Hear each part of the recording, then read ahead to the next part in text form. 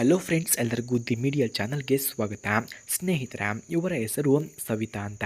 ವಯಸ್ಸು 46 ವರ್ಷ. ಊರು ಧಾರವಾಡ ಜಿಲ್ಲೆಯ ಒಂದು ಪುಟ್ಟ ಹಳ್ಳಿ ಎಂದು ತಿಳಿಸಿದ್ದಾರೆ. ಕೆಲಸ ಅಶಾಸಕೀಯ ಶಾಲೆಯ ಶಿಕ್ಷಕಿಯಾಗಿ ಕೆಲಸವನ್ನು ಮಾಡುತ್ತಿದ್ದೇನೆ ಎಂದು ತಿಳಿಸಿದ್ದಾರೆ.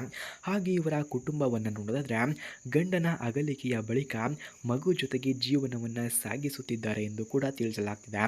ಅವಳು ಶಾಲೆಯಲ್ಲಿ ಮಕ್ಕಳಿಗೆ ಪಾಠ ಹೇಳ್ತಾ ಇದ್ದರೂ ತನ್ನ ಜೀವನದಲ್ಲಿ ಯಾರಿಗೂ ಹೇಳಲಾಗದಷ್ಟು ಭಾವನೆ ಒತ್ತಡವನ್ನು ತರುತ್ತದೆ ಎಂದು ತಿಳಿಸಲಾರೆ.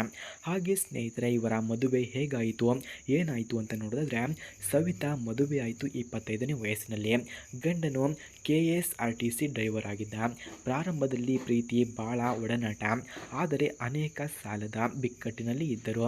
ಎಡವಟ್ಟುಗಳು, ಅಭಿಮಾನಿ ಬಂಧುಗಳು ಹಾಗೆ ಹೃದಯಾಘಾತ ಎಲ್ಲವೂ ಒಂದೇ ಬಾಗಿಲಲ್ಲಿ ಬಂತು.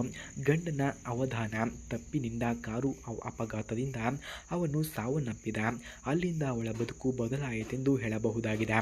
ಹಾಗೆ ಸ್ನೇಹಿತರೆ, ಇಂತಹ ಬದುಕನ್ನು ಮಾಡುತ್ತಿರುವಂತಹ ವ್ಯಕ್ತಿಗೆ ಯಾರಾದರೂ ಬಾಳು ಕೊಡುವಂತಹ ವ್ಯಕ್ತಿ ಇದ್ದರೆ ಅಥವಾ ಇವರ ಫೋನ್ ನಂಬರ್, ಅಡ್ರೆಸ್ ಬೇಕಾಗಿರೋರು ಯಾರು ಇದ್ದರೆ ಮೊದಲು ನಮ್ಮ ಚಾನಲನ್ನು ಸಬ್ಸ್ಕ್ರೈಬ್ ಮಾಡಿಕೊಳ್ಳಿ. ಆ ನಂತರ ಜಾಯಿನ್ ಎಂಬ ಬಟನ್ ಕಾಣಿಸುತ್ತದೆ. ಜಾಯಿನ್ ಬಟನ್ ಮೇಲೆ ಕ್ಲಿಕ್ ಮಾಡಿ ನಮ್ಮ ಮೆಂಬರ್ಶಿಪ್ಗೆ ಜಾಯಿನ್ ಆದರೆ ಮಾತ್ರ ಇವರ ಫೋನ್ ನಂಬರ್ ಹಾಗೂ ಅಡ್ರೆಸ್ ನಿಮಗೆ ದೊರಕುತ್ತದೆ. ಹಾಗೆ ಅವಳು ಹೇಗೆ ಬಾಳಿದಳು ಆ ನಂತರ ಅಂತ ನೋಡಿದ್ರೆ, ಮಗು ಇಟ್ಟುಕೊಂಡು ಮುನ್ನಡೆದಳು. ಹಳಕಟ್ಟದ ಅಮ್ಮನಾಗಿ, ಮಕ್ಕಳು ಸಿಡಿಲಿನೊಳಗಿನ ಬೆಳಕಾಗಿ ಬೆಳೆದವರು. ಕಾಲೇಜಿಗೆ ಹೋಗಿದ ಮಗನು ಈಗ PUC ಮುಗಿಸಿ ಕೆಲಸವನ್ನು ಹುಡುಕುತ್ತಿದ್ದಾನೆ. ಆದರೆ ಅವಳಿಗೆ ಕಂಪನಿಯನ್ ಅನ್ನೋದೇ ಇಲ್ಲ. ಮಗನಿಗೂ ತನ್ನ ಬದುಕು ಬೇಕು, ಆದರೆ ನನ್ನ ಬದುಕಿಗೆ ಯಾರು ಅನ್ನೋ ಪ್ರಶ್ನೆ ದಿನಕ್ಕೊಮ್ಮೆ ಕೇಳ್ತಾ ಇದ್ದಳು ಎಂದು ತಿಳಿಸಲಾಗ್ತಿದೆ. ಹಾಗೆ ಅವಳ ಮನಸ್ಸಿನಲ್ಲಿ ಏನು ನಡೆಯುತ್ತಿದೆ ಈಗ, ನಾನು ಓರ್ವ ಹೆಣ್ಣು, ನನ್ನದೇನು ತಪ್ಪು ಇಲ್ಲ, ಮದುವೆ ಮುಗಿದ್ರೂ ನನ್ನ ಹೃದಯ ಇನ್ನೂ ಬದುಕಿಗೆ ಕಾಯ್ತಿದೆ, ನಾನು ಕಂಪನಿಯನ್ ಬೇಕೆಂದು ಕೇಳಿದರೆ ಅದು ತಪ್ಪ? ಪ್ರೀತಿ, ಸ್ನೇಹ, ಸಂವಾದ ಇವೆಲ್ಲ ಅಂತರಂಗದ ಆಸೆಗಳು. ಅವಳು ಮತ್ತೆ ಮದುವೆಗೆ ಮುಕ್ತವಾಗಿ ಯೋಚಿಸುತ್ತಿದ್ದಾಳೆ ಎಂದು ತಿಳಿಸಲಾಗ್ತಿದೆ. ಫ್ರೆಂಡ್ಸ್, ಹಾಗೆ ಅವಳು ಹುಡುಕುತ್ತಿರುವಂತಹ ಲೈಫ್ ಪಾರ್ಟ್ನರ್ ಹೇಗಿರಬೇಕು ಎಂದು ತಿಳಿಸಿದ್ದಾರೆ. ವಯಸ್ಸು 45ರಿಂದ 55ರ ನಡುವೆ ಇರಬೇಕು. ವಿಧವಾ, ಅನುಭವ ಹೊಂದಿರುವವರು ಆಗಿರಬೇಕು. ಮಕ್ಕಳೇ ಇದ್ದರೂ ಪರವಾಗಿಲ್ಲ. ಸಂಯಮ, ಬುದ್ಧಿವಂತಿಕೆ ಇರುವವರು ಆಗಿರಬೇಕು. ಹಣವಂತಿಕೆ, ಮೌಲ್ಯವಾದ ಮಾತು ಮುಖ್ಯ. ನಾನು ಒಬ್ಬನ ಜೊತೆ ಇರುತ್ತೇನೆ, ಹಕ್ಕು ಪಡೆದುಕೊಳ್ಳುವುದಕ್ಕಲ್ಲ, ಆದರೆ ಬದುಕು ಹಂಚಿಕೊಳ್ಳುವುದಕ್ಕೆ ಅನ್ನೋದು ಅವಳ ತಳಮಳವಾಗಿದೆ.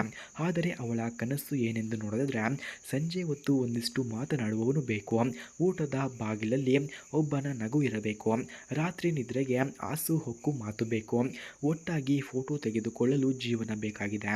ಪ್ರೀತಿ ಅನ್ನೋದು ಎಕ್ಸ್ಟ್ರಾಕ್ಟಿವ್ ಆಗಿರಬೇಕು ಅನ್ನೋದು ಅವಳ ಕನಸಲ್ಲ, ಸರಳವಾಗಿ ಒಂದು ಬೆಂಬಲದ ಕೈ ಸಾಕು ಎಂದು ಕೇಳಿಕೊಂಡಿದ್ದಾರೆ. ಹಾಗೆ ಸ್ನೇಹಿತರೆ, ಅವಳ ಅಭಿಪ್ರಾಯ ಏನು ಬೇಡ, ಹಣದ ಆಟಗಳು ಬೇಕು, ಜಾತಿ ಕುಲದ ಗಡಿ ಬೇಡ, ನಿರೀಕ್ಷೆಗಳ ಹೆಸರಿನಲ್ಲಿ ಒತ್ತಡ ಇರಬೇಕು, ಹಾಗೆ ಹೊರಮಟ್ಟದ ವೈಭವದ ತೊಂದರೆ ಬೇಡ ಎಂದು ತಿಳಿಸಿದ್ದಾರೆ. ನನಗೆ ಬೇಕಾಗಿರೋದು ನೋಟ, ಮಾತು, ಸ್ಪರ್ಶ, ಆದರೆ ಅದೆಲ್ಲದರ ಹಿಂದೆ ನಿಷ್ಠೆಯೇ ಇರುವ ಪ್ರೀತಿ ಬೇಕು ಎಂದು ಕೇಳಿಕೊಂಡಿದ್ದಾರೆ. ಅಂತಿಮವಾಗಿ ಸ್ನೇಹಿತರೆ, ಯಾರು ನಿಜವಾಗಿಯೂ ಬೇಕಾದರೆ ಈ ವಯಸ್ಸಿನಲ್ಲಿ ಕಂಪನಿಯನ್ ಬೇಕು ಅನ್ನೋದು ಹಾಸ್ಯಾಸ್ಪದವಲ್ಲ. ನಾನು ಎಲ್ಲವನ್ನ ಬಿಟ್ಟರೂ ನನ್ನ ಹೃದಯಕ್ಕೆ ಕಂಪನಿಯನ್ ಬೇಕೆಂಬ ಆಸೆ ಬಿಟ್ಟಿಲ್ಲ. ಯಾರಿಗಾದರೂ ನಿಜವಾಗಿಯೂ ಸಂಪರ್ಕ ಬೇಕಿದ್ರೆ ಬನ್ನಿ ಎಂದು ಕೇಳಿಕೊಂಡಿದ್ದಾರೆ. ಹಾಗೆ ಸ್ನೇಹಿತರೆ, ಯಾರಿಗಾದರೂ ಇವರ ಫೋನ್ ನಂಬರ್ ಅಥವಾ ಅಡ್ರೆಸ್ ಬೇಕಾಗಿದ್ದರೆ ಮೊದಲು ನಮ್ಮ ಚಾನಲನ್ನು ಸಬ್ಸ್ಕ್ರೈಬ್ ಮಾಡಿಕೊಳ್ಳಿ. ಆ ನಂತರ ಜಾಯಿನ್ ಎಂಬ ಬಟನ್ ಕಾಣಿಸುತ್ತದೆ. ಜಾಯಿನ್ ಬಟನ್ ಮೇಲೆ ಕ್ಲಿಕ್ ಮಾಡಿ ನಮ್ಮ ಮೆಂಬರ್ಶಿಪ್ಗೆ ಜಾಯಿನ್ ಆದರೆ ಇವರ ಫೋನ್ ನಂಬರ್ ಹಾಗೂ ಅಡ್ರೆಸ್ ನಿಮಗೆ ದೊರಕುತ್ತದೆ. ಧನ್ಯವಾದಗಳು.